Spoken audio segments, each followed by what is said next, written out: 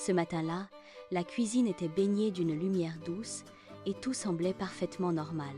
Léo, un garçon de 7 ans, était confortablement installé à la table, vêtu de son pyjama à rayures colorées. Devant lui trônait son bol préféré, orné de dessins de fusées, prêtes à décoller vers les étoiles. Avec un geste habituel, il versa une généreuse portion de boules de chocolat croustillantes dans le bol. Puis, il ajouta une grande cascade de lait froid et crémeux qui tourbillonnait autour des céréales. Un plouf retentit doucement. Léo s'apprêtait à prendre sa cuillère, impatient de commencer son petit déjeuner. Mais soudain, son regard fut attiré par quelque chose d'étrange, une anomalie dans son bol familier. Une des boules de chocolat ne flottait pas comme les autres, elle se distinguait nettement. Elle émettait une lumière verte, clignotante, qui pulsait doucement au milieu du lait. Un bip, bip, bip. Léger et régulier parvenait à ses oreilles, venant de la boule lumineuse. Intrigué, Léo approcha son nez du bol, essayant de comprendre ce phénomène inattendu. La boule de céréales s'ouvrit alors en deux avec un petit pchit surprenant, révélant son contenu. Une minuscule échelle, à peine visible, en sortit, se déployant délicatement vers le bord du bol. Une créature, pas plus grande qu'une fourmi, commença à grimper avec agilité sur le bord de la céréale. Elle était entièrement verte, avec 3 yeux ronds et brillants et une petite antenne en forme de tire-bouchon. Léo, choqué par cette apparition, s'écria « Burk, il y a un insecte dans mon petit déjeuner !» La petite créature leva ses 4 bras fins en l'air, signe de détresse ou de protestation. Elle cria d'une voix aiguë, qui ressemblait étrangement au bourdonnement d'un moustique enrhumé. « Ne me mange pas, géant !» implora-t-elle. « Je suis le capitaine Zog de la planète Krusty Krok. » Léo écarquilla les yeux, stupéfait. « Tu parles ?» demanda-t-il, incrédule. « Bien sûr que je parle !» répondit Zog, secouant son antenne pour en faire tomber quelques gouttes de lait. Il expliqua. « J'ai eu un problème technique avec mon vaisseau spatial, une panne imprévue. J'avais l'intention d'atterrir en douceur sur la Lune, mais j'ai glissé de ma trajectoire. Et me voilà tombé dans cette immense piscine blanche et sucrée. C'est quoi ce liquide collant ? C'est du lait, expliqua Léo, essayant de contenir son étonnement. Et tu es dans mon bol de céréales. Zog regarda autour de lui, observant le paysage laiteux avec une curiosité non dissimulée. Il donna un petit coup de pied à une pépite de chocolat qui flottait tranquillement à côté de lui. « Céréales ?» demanda-t-il, les 3 yeux clignotants. « Ça se mange, cette chose ?»« Oui » répondit Léo avec enthousiasme.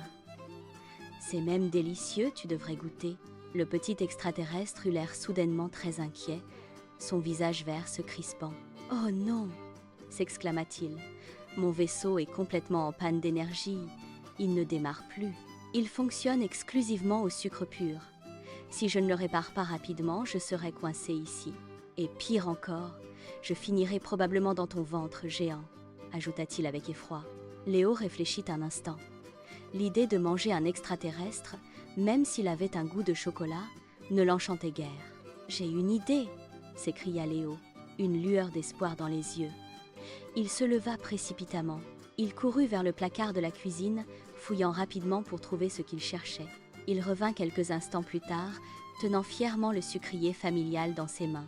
Avec une grande précaution, il prit une petite pincée de sucre en poudre, fine et scintillante. « Tiens, attrape !»